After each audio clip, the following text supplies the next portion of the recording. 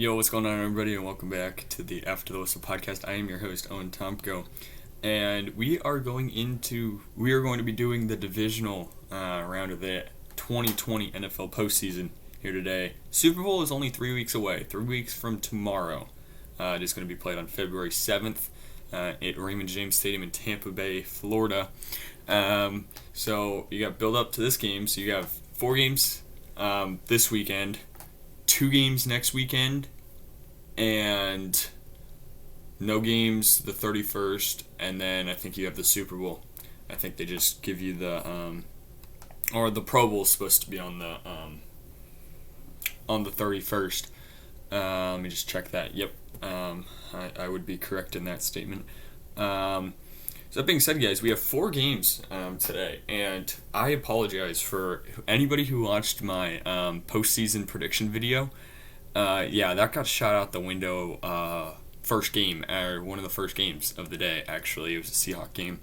I did predict them to do very, very well throughout the playoffs, and with that loss, that kind of just went out the window. I also projected Tennessee to go on and beat the Ravens and beat the Chiefs.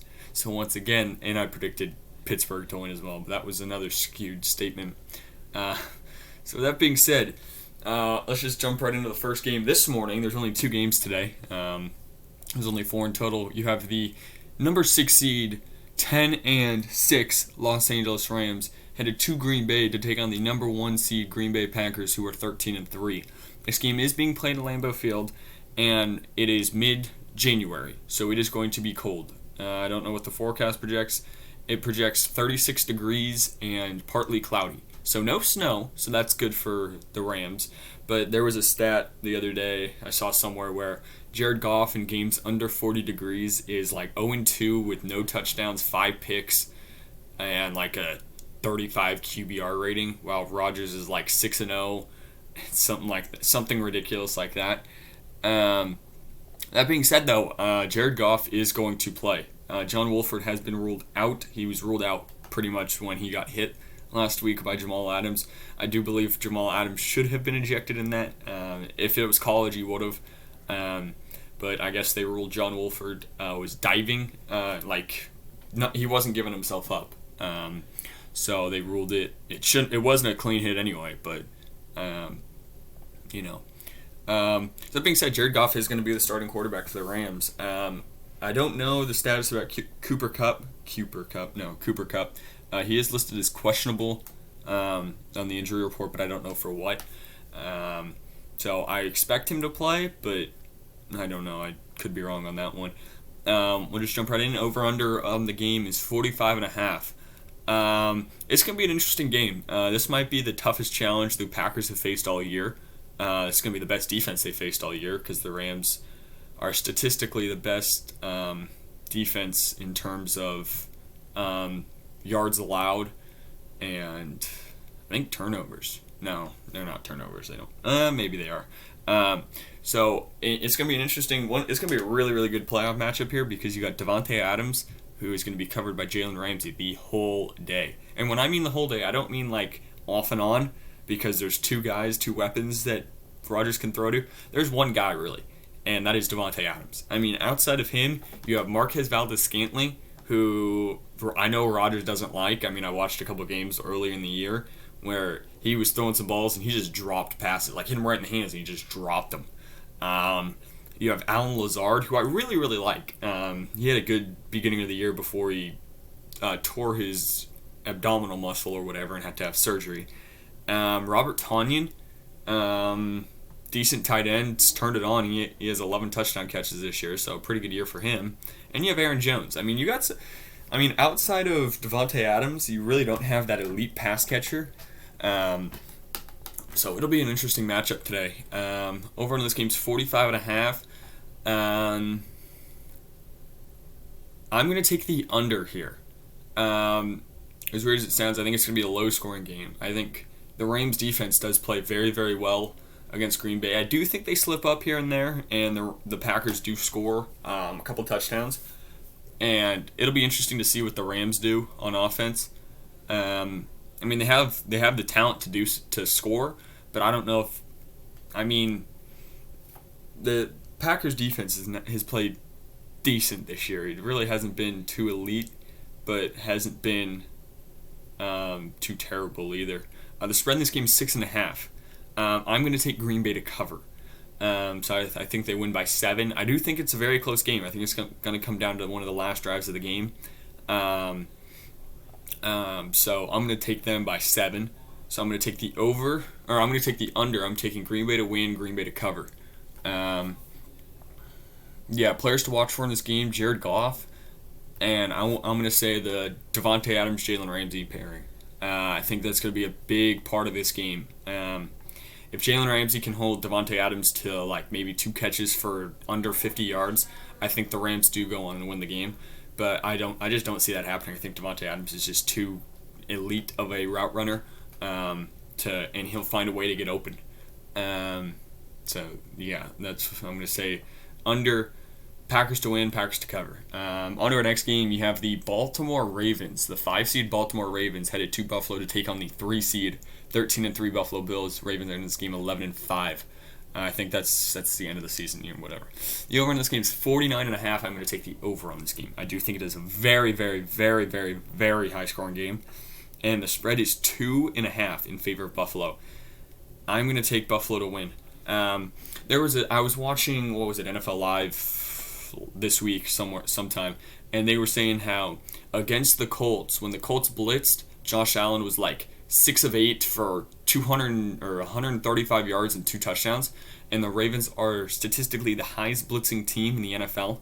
They blitz like 56% of the time. So that'll be an interesting matchup, because I think if they blitz all the time, the Bills are going to be able to exploit that and score 35, maybe, if 35 plus, maybe, I don't know. With that being said, I'm going to take the over. I'm going to take Buffalo to win and Buffalo to cover. I know that's a very, people are so high in Baltimore after they beat Tennessee, and I was surprised. But they really didn't look too good. It was a really scrappy game. So I just can't bet against Josh Allen here. I think he's had an unbelievable year. Was in the MVP race for a while, but that kind of got shot down after a couple weeks. And that Diggs and Allen pairing has been one of the most lethal duos in the league this year. It's being played in Buffalo. It's supposed to be 38 and cloudy in Orchard Park, New York. So it's going to be a cold game. But Baltimore's also better than it's not snowing for both those teams. I guess the players to watch in this game for Baltimore, it is going to be Lamar Jackson. Lamar Jackson is going to have to carry this team to victory here. I'm not saying the Ravens don't have a chance at winning this game if Lamar doesn't play good, but it's very, very unlikely, because I just think the Bills are going to score at will. Because I think the Bills probably face their best defense they're going to face all postseason in the Colts last week, and the Colts played pretty good defense on them, actually. They really had every single opportunity to win that game and beat Buffalo, but they didn't. So, credit to the Colts defense for playing them so tough, but I just think Buffalo, I think this is a better matchup for Buffalo because of the blitzing numbers, because I think, like I said, the Bills perform way better when Josh Allen is outside of the pocket, when he's pressured and they blitz. And players to watch for the Buffalo Bills is going to be the Josh Allen-Stephon Diggs duo. The Bills really haven't ran the football much this year. You see their leading rushers, Devin Singletary, 687 yards and 2 touchdowns on 156 carries. That is not a very good number, if I do say so. But you're not gonna win this game. You're not gonna win this game by running the ball against this Ravens defense. It's going to be a shootout. I think Allen and Diggs, they're just one of the best wide receiver quarterback duos in the league this year, and I think they're going to win this game. They're going to single-handedly, well, not single-handedly because you have two players, but those two guys are gonna win the game for the Bills. On to Sunday's matchup. You have the 7 seed. 7 seed 11-5 Cleveland Browns headed to Kansas City to take on the 1 seed 14-2 Kansas City Chiefs. Cleveland coming off I don't want to say a blowout win, but it was a blowout win. Blowout win against the Steelers. They were up 28-0 in the first quarter. First play of the game for the Steelers, snapped it over his head into the end zone for a touchdown. Last time that happened was Seahawks Broncos in Super Bowl, what was that now? 47, 48 maybe, where ball was snapped over Peyton Manning's head into the end zone for a touchdown, I think. Maybe it was a safety, I can't remember. But that was in the Super Bowl, and once that happened, Seattle just ran away with the game. We beat them like 50-something to something. I don't even remember. And then they had a pick, then they scored, then they had another pick. I mean, Ben threw 4 picks in that game. He did throw for 500 yards on like 68 pass attempts. Threw 4 touchdowns, 4 picks. Kind of got back within 2 scores in that game, but it really was never close. Over in this game's 57. I'm going to take the over here. I'm actually going to take the under here. In my playoff prediction video, I explained why I saw Tennessee winning against Kansas City, and I think the same factors apply here against the Browns, because the Browns are a run-first team. They got two really, really good running backs in the backfield with Kareem Hunt and Nick Chubb, in no particular order, of course. With that being said, when I said against the Titans, when I said Kansas City played against the Titans, they haven't played in, 2-3 weeks? And their last game they did play, they lost to the Chargers, okay? And then the game before that, they almost lost to the Falcons. The Falcons are one of the worst passing defenses in the league this year, in front of probably Seattle, because Seattle has a god-awful pass defense. But I thought that game was going to be a blowout. And if it wasn't for Younghoe Koo missing that kick, which he made 27 in a row before that, they would have tied that game and sent it into overtime. And when they sent it into overtime, I strongly would have believed that the Falcons would have won that game. The Kansas City Chiefs haven't been playing good football as of late. Yes, I know Week 17 they benched all their starters and lost, but the starters haven't played in 2 weeks, and the game that they did play, they had a scare against Atlanta. I think I said for the Titans, they're going to run the ball. The Chiefs do not have a particularly good defense, but I think the Browns are so play-action oriented. A lot of teams are play-action oriented nowadays, but you run the ball heavy, and then you run play-action off of it. And I think with this running game for Cleveland, I think it's going to set up a lot of opportunities for Jarvis Landry and those receivers for Cleveland to show up against this Kansas City defense, who I think is definitely not one of the most elite defenses in the league. I kind of compare them to Alabama. They're not going to beat you with defense. They got a decent defense, but they're going to score 35 plus on you every single game. So I do see Cleveland having a chance in this game. Over in this game's 57, I already said that. I'm taking the under. And the spread is 10 in favor of Kansas City. I'm going to take Cleveland to cover, actually. I do believe this is going to be a very, very close game. I think this is a game you have to be watching because it's an upset alert. I think Cleveland has the weapons. Well, not really the weapons on offense. They got one receiver in Jarvis Landry. They got 2 running backs in Baker.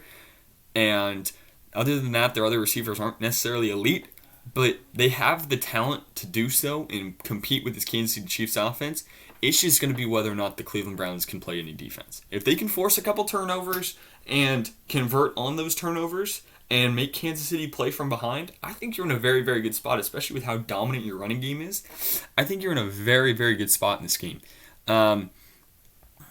So with that being said, I'm going to take Kansas City to win. I'm going to take Cleveland to cover. I think it's going to be a 3-point game. Maybe if that. If even if Cleveland wins, I mean, I think they still have a chance. And I'm going to take the under. Players to watch in this game. I'm going to say the Kansas City Chiefs defense. They're going to have to step up. And honestly, I'm going to say the whole I don't want to say the whole Kansas City Chiefs team, but they're coming off a loss to the Chargers. They played all their backups. They're coming off a scare. Their starters are coming off a scare against Atlanta 4 weeks ago now, I can't remember. And they haven't played in 3 weeks. So there might be a little bit of rust here in this offense. So I think Cleveland is fresh. I think they're coming off a high about beating a divisional opponent in the wild card. And I think they hit the ground running. Literally hit the ground running with their running backs. So I'm going to say the Kansas City Chiefs offense is going to be the people to watch in this game. I know I said the defense before, but I'm going to say the offense here now that I think about it. Because they're going to have to really show up. They're going to have to shake. They're going to have to come out here and show that they didn't lose a step to compete in this game. And I truly believe they can. I mean, they got all the weapons in the world, and they got the best talent in the world. I mean, you have every opportunity to win this game, and you're actually projected highly to win this game. But I think Cleveland's going to keep it close. Players to watch for in Cleveland. I'm going to say the Cleveland Browns receiving corps. And I know it's like Jarvis Landry, Rashad Higgins, Jonathan Peoples-Jones, Austin Hooper, and David Njoku are the receiving corps. But they're going to have to step up. They're going to have to find a way to score, get deep, score, let Baker throw them the football open. I mean, you got to find a way to score against this Kansas City Chiefs offense. Or offense, yes. No, defense. Because they're going to score a lot. So you're going to have to find a way to put up points by yourself. And I think they can do that. And I think if the play-action game's working, I think they do strongly keep this game close. So yeah, once again, I'm taking the under. I'm taking Kansas City to win, Cleveland to cover. And on to our last game of the day, arguably the most anticipated matchup in this playoffs so far. It is the 5 seed 11-5 Tampa Bay Buccaneers headed to New Orleans to take on the 2 seed 12-4 New Orleans Saints. It is a Brees and Brady matchup, probably the last hurrah for Drew Brees, trying to take his team to the Super Bowl here, or into the divisional or the conference, whatever you want to call it. It's the conference championship game first, but they're gonna have to go through a tough challenge in Tampa Bay. Tampa Bay coming off a win against the Washington football team. Washington played Tampa very, very well. They played them so close in that game. I was calling it. I called Washington to cover in that game. It was an 8-point spread, and I called Washington to cover in that game because I thought they were going to play really, really well. And New Orleans, I picked them to win against the Bears, and I was right on that because they're the Bears. The Bears played them pretty well, actually. Held them to 16 points, but it's the Bears, for God's sake. They have Mitch Trubisky as their quarterback. The over under this game's 52. I'm going to take the over. As much as I think it's going to be a low-scoring game on defense, it's going to be a defensive game, I am going to take the over here. I do think it's going to be considered a low-scoring game, even though it's over the spread, or over the over-under, but I just think it's going to be it's going to kind of be a 20-something, 20-something game. I don't know. I'm not even going to go there with those numbers, but something like that. The spread in this game is 3 in favor of New Orleans, and I do see that happening. I do see New Orleans winning, and I do see New Orleans covering. For the exact reason I picked Washington to cover last week, I'm going to pick New Orleans to win this week and cover this week. New Orleans has the defense. Their defense has played very, very well this year, and they've already played Tampa Bay twice this year, and they played them very, very well. Brees, they won both their matchups, actually, against Tampa Bay in the year. And I think it continues. I think their defense is going to be the star of this game over the offense. As for Tampa's offense is going to be the star for this game. It's going to kind of be a defense. Like I said, it's going to be a defensive game for me. So players to watch for in this game, I'm going to say, who do I say here? I'm going to say the Saints defense. I hate picking position groups or whole sides of the ball, but I'm going to pick the Saints defense because they're gonna be the ones that win in this game. New Orleans, they're gonna have to play like this. They're gonna have to play like they're gonna score a couple times, and then they're gonna have to just rely on their defense because Tampa has so many weapons. It's unreal. Mike Evans, Chris Godwin, Rob Gronkowski, Scotty Miller, I think played a couple games, and played a big factor in that other game. Antonio Brown, Ronald Jones. I mean, and they got a good offensive line. They got a good defensive line. I mean, they're a really solid, well-rounded team. Tampa Bay is. So the Saints defense is really gonna have to step up here and play out of their minds to hold this Tom Brady-led offense to. If you can hold them to 28 points or less, I'm calling that a win. If you lose giving up 28 points, I mean, I'm going to be disappointed, but I'm going to say, geez, good job, guys. I mean, you held a prolific offense to 28 points. But as for the Saints, they want to win the game. If they lose, they're going to think of it as a loss. So, I mean, everybody would. But as for Tampa Bay, I'm going to say... I'm going to say... Who am I going to say? It's funny. I'm going to say Antonio Brown. As much as it weirds me to say this, Antonio Brown is going to be a big factor in this game. Because he played a big role against the football team last week. And he was partly one of the reasons why they won that game. Other than Tyler Heineke played out of his mind for Washington last week. And almost led them to a win over Tampa Bay. But Antonio Brown played a key role last week, and I think he's going to play a key role again this week. I think with the weapons of Chris Godwin and Mike Evans one's on the outside boundary guy and one's in the slot, Chris Godwin, and you have the third guy, Antonio Brown. You really can't put a third corner on him because you can't put a third corner on any of these receivers because they are all good enough. Like, you can't put a third corner on Mike Evans. You really don't want to put a slot corner on Chris Godwin because he's going to beat you like a drum. And you can't put a third corner on Antonio Brown either. I mean, he's a very, very good football player. As much as I don't like his off-field issues, but he is a very, very good player. I was hoping the Seattle Seahawks would go after him and get him, but he signed with Tampa, and that kind of was frustrating to me because we should have gotten him. But he's going to play a key role. If he gets put on a third corner, he's going to exploit them all day long. He's a great route runner, and he's a great deep threat. So he's going to be a big part in this game. I wouldn't be surprised if Brady targets him like 10 to 12 times, and he catches 8 of them for like 80, 90 yards and 1 or 2 touchdowns. I wouldn't be surprised on that. And if that's the case, then I do see Tampa Bay having great success. Because then you're gonna have to find a way to double team some. You're gonna have to pick one of the guys to leave open, and you don't want to leave Mike Evans. You don't want to leave Chris Godwin. So what? You gotta leave whoever the corner is gonna be on Antonio Brown 1-on-1, and I'll take that matchup all day long. So just to recap, because I know I'm running pretty good on time here, or pretty late on time here, I'm gonna finish it up here. I'm taking the under. No, I'm going to take the over. I'm going to take New Orleans to win. I'm going to take New Orleans to cover. This is probably Brees' last hurrah, so I think they go out and play with some fire.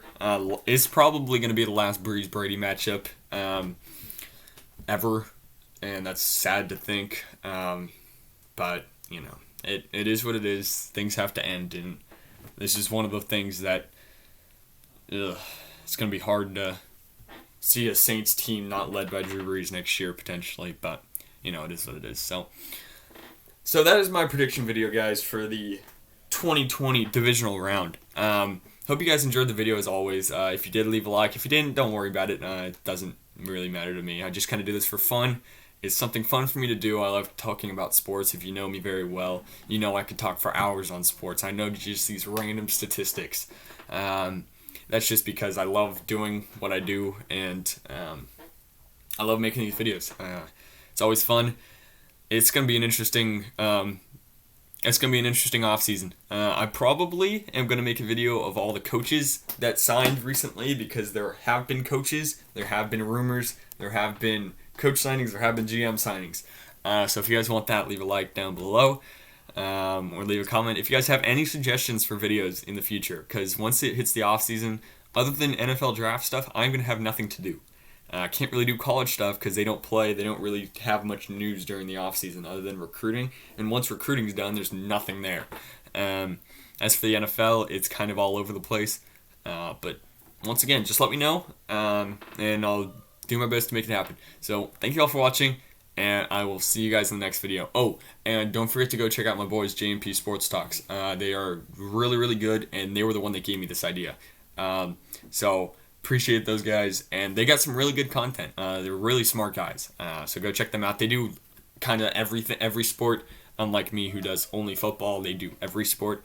I think except hockey. I could be wrong on that one. But yeah, so I'm going to end it here. Thank you all for watching, and see you guys in the next video. Peace, guys.